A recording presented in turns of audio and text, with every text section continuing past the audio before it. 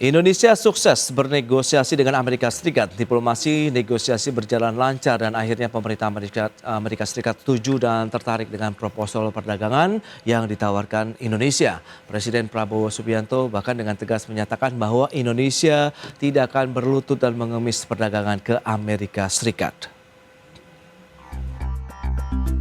Negosiasi tim delegasi Indonesia selama sepekan di Washington DC telah bernegosiasi perdagangan dengan Amerika Serikat. Indonesia secara resmi menawarkan berbagai kesepakatan untuk perdagangan yang adil, setara dan berimbang untuk keuntungan kedua belah pihak. Dalam negosiasi intensif tersebut, Indonesia berhasil menarik kesepakatan Amerika. Proposal perdagangan yang ditawarkan Indonesia disetujui dan mendapat apresiasi Menteri Perdagangan Amerika Howard Lutnick, Kepala Kantor Dagang Amerika Serikat Jamieson Greer, serta US Secretary of Treasury Scott Bessent. Hasil negosiasi tahap awal ini dinilai cukup memuaskan. Presiden Prabowo Subianto pun dengan tegas mengatakan Indonesia all out bernegosiasi dengan Amerika Serikat menangkal kebijakan tarif resiprokal atau timbal balik yang diterapkan Presiden Donald Trump.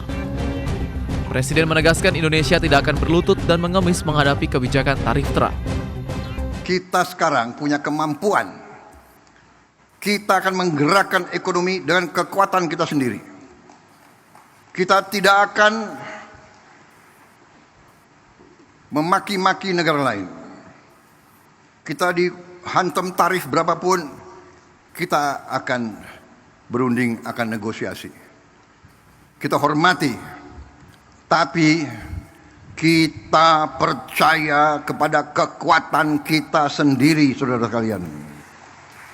Kalaupun mereka tidak membuka pasar mereka kepada kita akan survive, kita akan tambah kuat, kita akan berdiri di atas kaki kita sendiri. Kita tidak akan pernah menyerah, kita tidak akan pernah berlutut, kita tidak akan pernah mengemis.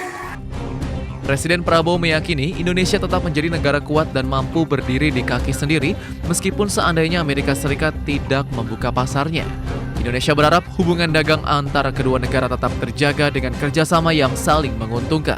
Dari Jakarta, IDX Channel.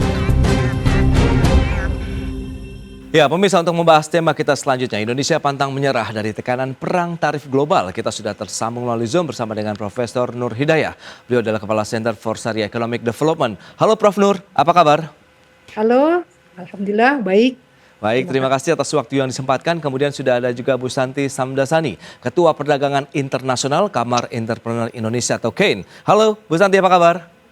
Baik Pak. Baik, terima kasih juga atas waktu yang disempatkan. Dan sebelum membahas lebih jauh ini Prof, kita akan mereview terlebih dahulu sih bagaimana Anda melihat proses negosiasi perdagangan Indonesia nih dengan Amerika Serikat yang saat ini masih terus berlangsung di tenggat waktu pemberian sekitar 3 bulan begitu oleh para Presiden Donald Trump. Silakan Prof. Ya, terima kasih. Ya, memang kalau kita melihat ya progresnya cukup memberikan harapan ya. Progres negosiasi saat ini memperlihatkan bahwa Indonesia semakin berani bertransformasi dari diplomasi berbasis kebutuhan atau need-based diplomacy ke arah diplomasi yang berbasis daya tawar atau power-based diplomacy.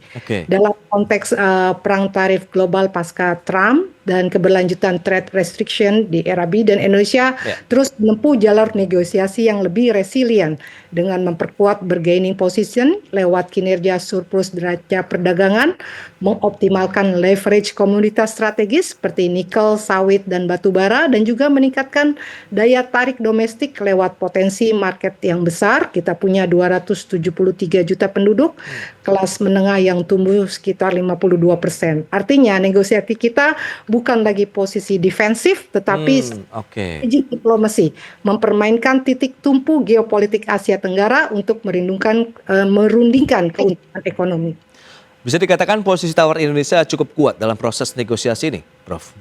Ya, secara relatif Indonesia memiliki posisi lebih kuat daripada satu dekade lalu ya. Namun memang belum optimal. Saat ini kita adalah salah satu negara G20, anggota APEC, pemegang posisi strategis di jalur perdagangan Indo-Pasifik. Namun memang kelemahan kita adalah ketergantungan pada komoditas mentah. ya. Jadi Indonesia harus bergerak ke bargaining yang bersifat lebih komprehensif, bukan menawarkan barang tetapi juga akses ke pasar digital seperti fintech, Baik. green book, brown check, halal ekonomi, dan juga menjual ekonomi hijau dan industri halal sebagai kekuatan baru bargaining Indonesia. Baik, Prof. Nur. Nah, lantas Bu Santi, Anda melihat bagaimana dari sisi pelaku usaha begitu review hubungan dagang Indonesia dan Amerika selama ini begitu? Seperti apa kira-kira? Baik, kalau saya melihat dari pemerintah ini kan ada beberapa tahap negosiasi yang dilakukan ya. Pertama Oke. adalah negosiasi ekonomi, yang kedua adalah dialog tingkat tinggi, yang ketiga adalah pendekatan multilateral, dan yang keempat adalah penguatan people to people connect. Ini yang saya lihat cukup jelas kelihatan pada saat tim ini berada di Washington. Karena sebelum bertemu dengan pemerintah Amerika, mereka sudah bertemu dengan chamber dan asosiasi-asosiasi lain, yaitu one on one, kayak misalkan kami melihat juga bertemu dengan asosiasi soybean ya Amerika, karena ketergantungan kami terhadap soybean dan Indonesia itu kan adalah pemakan tahu tempe lumayan besar ya di sini ya. Oke. Gitu. Jadi saya fokusnya lebih ke basic needs kita gitu ya, yang benar-benar kalaupun ini misalkan deal ini tidak jadi, kita tidak ketemu sebuah titik temu, dari segi basic needs kita apa sih yang paling kritikal yang terpukul. Misalkan kalau cuma elektronik, keset kaki dan lain-lain ya itu bukan basic needs ya, tapi soybean ini justru perhatian saya lebih ke lingkup pertanian misalkan. Ini yang menjadi sebuah hal yang sangat kritikal ya untuk kita melihat bahwa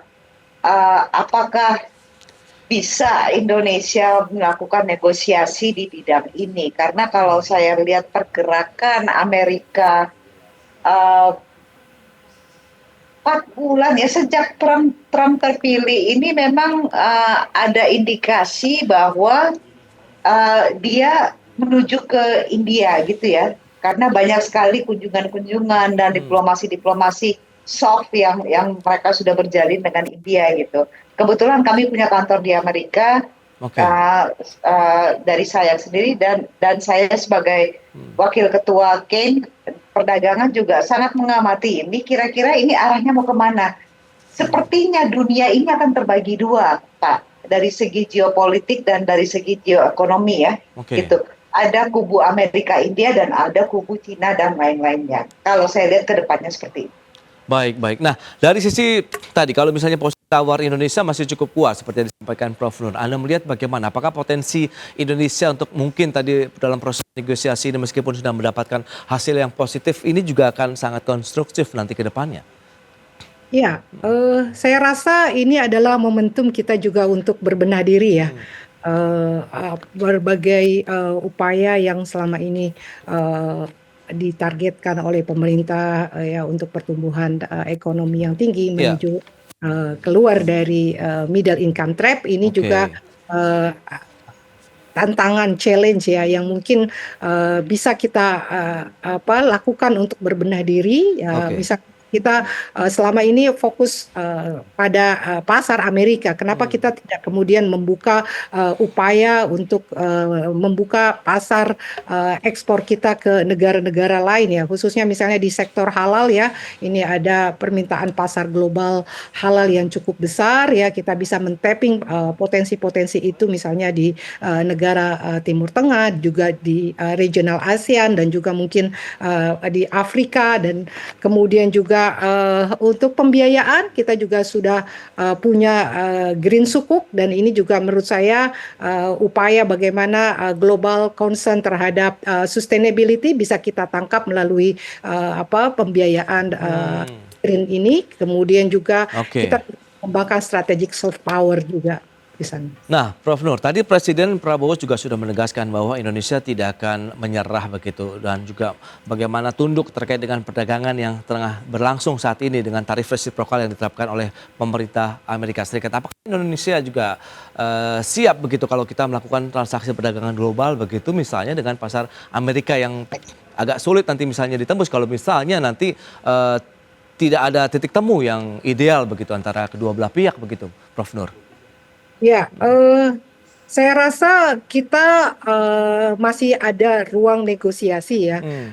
Dan juga misalnya ketika kita ya, dikenakan tarif resiprokal yang relatif lebih rendah, mungkin ini juga peluang kita untuk bagaimana mengisi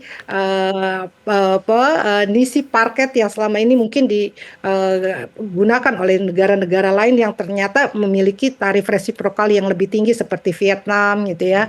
Nah ini mungkin juga opportunity yang mungkin bisa kita manfaatkan gitu. Namun tetap menurut saya diversifikasi pasar untuk produk-produk ekspor kita ini akan menjadi cara kita untuk misalnya exit strategi pada saat misalnya worst skenario negosiasi ini belum mencapai titik yang optimal.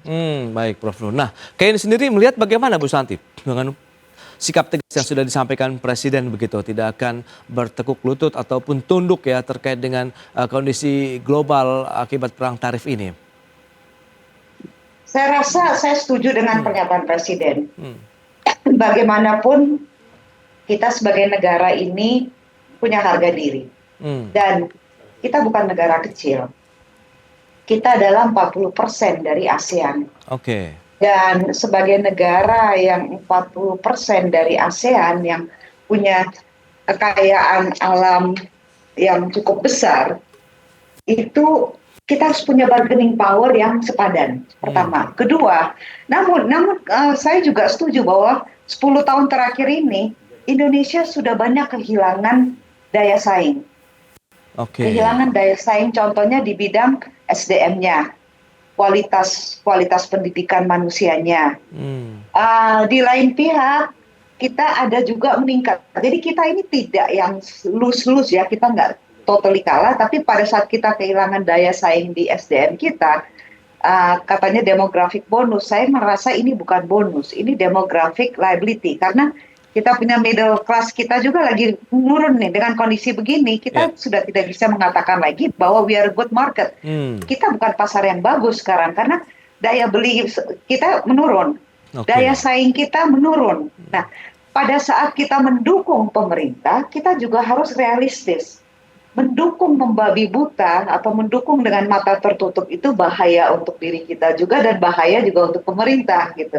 Jadi saya menempatkan diri saya di sini sebagai wakil ketua perdagangan KEN, melihat semua ini dari makro global dan melihat kelebihan kita apa, kekurangan kita apa, yang kita harus negosiasikan apa, dan yang tidak boleh kita kompromi di mana. Karena jangan sampai kita menjual semua. Ibaratnya kita membuka aja baju gitu semua. Jangan sampai begitu. Jadi, nah di sini nih permainan balancing semua ini betul memang pasti Amerika dan Amerika sudah tahu. Mangga 2 aja Amerika tahu kan mengenai Mangga 2. Apalagi yang mengenai lain. Jadi Amerika sudah tahu kondisi Indonesia seperti apa. USAID juga sudah ditarik dari sini kan. Banyak proyek-proyek yang membantu Indonesia juga sudah diambil gitu. Jadi sudah ditarik. Jadi kalau saya melihat kita mengakui kelemahan kita. Jangan kita mengatakan tidak. Kita bisa berdiri di kaki kita, setuju dengan Pak Presiden Prabowo. Kita bisa berdiri karena apa? Indonesia bisa swasembada, Indonesia bisa punya basic needs, kita bisa cover sendiri. Gitu. Baik. Tapi di luar itu mungkin kita harus dependensi ya. Tapi kalau kita berdiri di kaki sendiri dan kita tidak boleh kalah, ya saya setuju dengan statement itu. Baik, dan di satu sisi pemerintah Indonesia juga menuntut adanya hubungan perdagangan yang adil, setara, dan berimbang begitu ya, serta juga saling menguntungkan. Nah, strateginya seperti apa? Kita akan bahas nanti di segmen berikutnya. Kita akan jeda dulu sebentar dan pemirsa tetaplah bersama kami.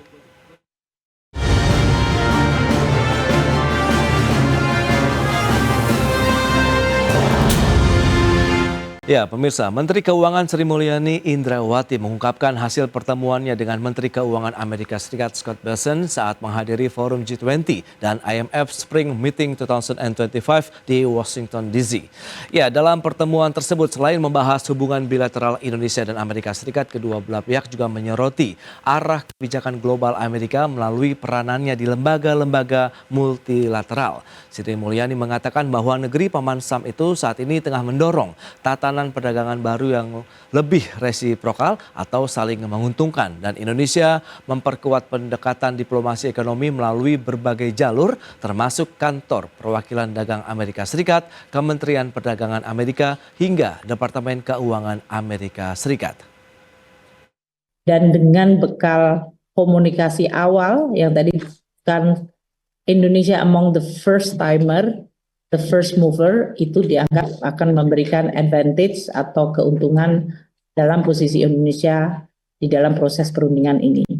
Feedback yang positif ini tentu akan dijadikan bekal bagi kita untuk terus melakukan pembahasan di level teknis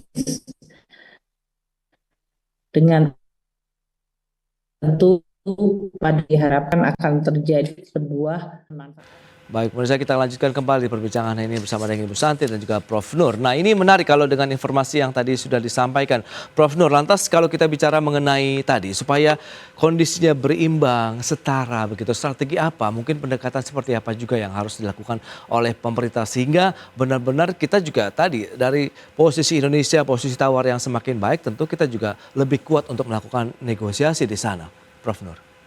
Ya, ada beberapa strategi ya. Mungkin yang pertama adalah strategi hedging dalam diplomasi dagang. Oke. Dengan pendekatan menjaga hubungan baik dengan semua kekuatan besar, tidak hanya Amerika, Cina, Uni Eropa, sambil membangun kekuatan nasional sendiri tanpa bergantung eksklusif kepada salah satu pihak. Ya, tentu saja di sini artinya kita tetap bernegosiasi dengan Amerika, namun kita tetap juga menjaga hubungan baik dengan mitra-mitra dagang strategis kita ya. Oke.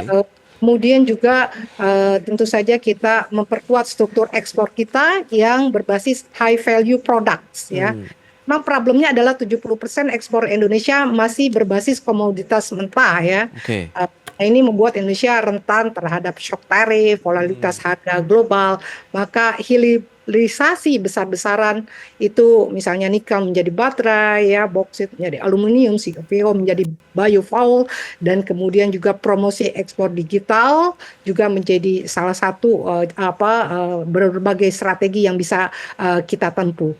Kemudian juga kita perlu melakukan diversifikasi pasar beyond traditional market ya, karena memang problemnya adalah ketergantungan ekspor pada Amerika dan Cina membuat Indonesia vulnerable dalam rivalitas superpower, sehingga kita harus memperluas ekspor ke negara-negara lain ya yang mungkin memiliki potensi juga ke Afrika ya, ke Asia Selatan, ke Eropa Timur dan Amerika Latin, dan juga memanfaatkan regional comprehensive economic partnership untuk penetrasi pasar non-tradisional.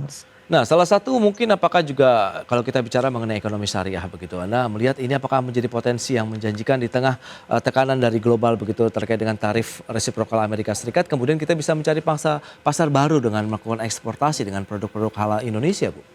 Ya, tentu saja di tengah permintaan global halal yang cukup meningkat dan peringkat Indonesia kan hanya peringkat 4 ya berdasarkan State of Global Islamic Report. Ini adalah kesempatan kita untuk terus memperluas pangsa pasar kepada pasar-pasar potensial yang selama ini mungkin belum tergarap secara optimal. Nah, ini kita bisa melakukan ini. Kemudian tadi saya sudah ungkapkan bahwa misalnya instrumen keuangan syariah kita yang berbasis pembiayaan green ini juga cukup diminati, dan bahkan pada saat isuan pertama itu oversubscription. Nah, ini adalah juga kesempatan kita untuk memperkenalkan instrumen-instrumen pembiayaan atau keuangan syariah yang berbasis lingkungan. Kemudian juga tentu saja melakukan digitalisasi ya, terutama terhadap ekspor halal untuk mempercepat proses dan juga meningkatkan daya saing dari produk dan jasa halal kita, dan kemudian juga mungkin melakukan Islamic Economic Soft Power Diplomacy ya, agar kemudian kita bisa mempromosikan misalnya Islamic ESG finance kita, green sukuk kita, dan juga halal produk kita, apalagi kita juga punya UMKM yang siap untuk dukung hal tersebut. Nah, Bu Santi, lantas bagaimana dengan potensi akhirnya perdagangan ekspor Indonesia ke depannya begitu di tengah juga tarif resiprokal yang semakin memanas begitu, karena retaliasi juga dilakukan oleh pemerintah China dan ada beberapa negara yang juga mengikuti langkah tersebut. Apakah ini justru menjadi peluang bagi Indonesia, Bu Santi? Saya melihat begini, Pak, dan izinkan saya untuk sedikit kritis ya, karena kalau kita tidak kritis, kayaknya kita tidak bisa mencari jalan keluar yang inovatif ya. Pertama begini, ada dua kemungkinan. Kita kehilangan pasar Amerika, which is kalau menurut data yang saya dengar itu adalah 10 paling banyak 13% dari total ekspor Indonesia. Which is kalau saya lihat ini bisa kita diversifikasikan yang tadi dengan Prof Nur sudah katakan ya, diversifikasikan ke South-South. Kan South-South itu masih belum dieksplor ya. Masih ada Afrika, Latin Amerika, dan lain-lain. That's fine ya. Tapi apakah tidak semua negara justru melihat ke arah yang kita melihat juga? Contohnya begini, kalau juga Vietnam tidak berhasil untuk di dalam proses negosiasi ini, Vietnam juga akan ke South-South. Thailand juga akan ke South-South, Filipina juga akan ke South-South misalkan kan. Nah, sekarang kita semua ini ngejar bola yang sama. The question is, pertanyaannya sekarang adalah, dari beberapa negara ini yang ngejar bola yang sama, siapa yang larinya lebih kenceng? Prof Nur senyum-senyum kan. Nah, di sini kita lihat Pak, kalau misalkan our competitive edge, makanya saya bilang, kita harus kritis terhadap diri kita sendiri, kita harus tahu kelebihan kelemahan kita, dan ke depannya Pak, saya melihat juga adalah dunia akan berubah. Yang tadi kita kenal dengan FTA, multilateral, bilateral agreement, free trade agreement, dan mungkin instrumen-instrumen dunia yang besar lainnya kayak WTO, UN, World Bank, IMF, ini mungkin ke depan fungsinya akan berubah. Kita harus punya plan A, plan B, Pak. Saya sarankan ke pemerintah punya, kalau misalkan halal sukuk yang kita punya yang menurut kita itu pasar yang besar itu tidak berhasil. Kalau kita punya blockchain dan kita juga tidak terkenal paling unggul di bidang teknologi misalkan, karena India misalkan yang lebih unggul di teknologi kan, di digital technology. Jadi kalau kita misalkan itu semua yang sudah kita pikirkan it doesn't work, what's your plan B? Kalau dunia ini berubah, kalau tatanan perdagangan ini berubah, dan kita harus tahu kira-kira berubahnya di mana. Harus ada analis yang berpikir opsi 1, opsi 2, opsi 3. Kira-kira ini berubahnya bisa kayak begini, kayak begini. Nah, kalau berubah ini begini, kira-kira Indonesia harus bagaimana? Nah, saya belum melihat Indonesia berpikir 10 langkah ke depan. Saya cuma melihat ini kita baru berpikir what is in front of us, dan justru kita jangan terkunci dengan apa yang ada yang di depan hadapan kita, karena apa yang ada hari ini depan hadapan kita besok bisa berubah. Baik, gitu, itu dia. Kita tinggal menunggu nanti action dari pemerintah sendiri, bagaimana kita tadi berdiri di kaki sendiri dengan ekonomi yang ada, dengan sumber daya yang kita miliki, tapi tentu dengan strategi yang tepat juga tadi. Plan A, B, C, dan mungkin seterusnya. Sehingga dengan kondisi tadi, siapa yang cepat mungkin dia yang bisa beruntung begitu untuk mendapatkan manfaat dari situasi yang terjadi saat ini. Sehingga seperti yang Anda katakan, bola aja kalau bisa kita dapat duluan begitu ya Bu Santi ya, dan Prof Nur ya. Baik, ini sayang sekali waktu terbatas ini. Terima kasih banyak atas waktu, sharing, dan informasi yang sudah disampaikan oleh Prof Nur, kemudian Ibu Santi. Semoga menjadi insight baru juga bagi pemirsa IDX Channel. Selamat melanjutkan aktivitas Anda kembali dan sampai jumpa kembali. Terima kasih. Terima kasih. Baik, pemirsa, 1 jam sudah saya menemani Anda dalam Market Review. Perbaharui terus informasi Anda hanya di IDX Channel, your trustworthy and comprehensive investment reference. Karena urusan masa depan harus terdepan, aku investor saham. Ya, saya Prasetyo Wibowo beserta seluruh kerabat kerja yang bertugas pamit undur diri. Terima kasih, sampai jumpa.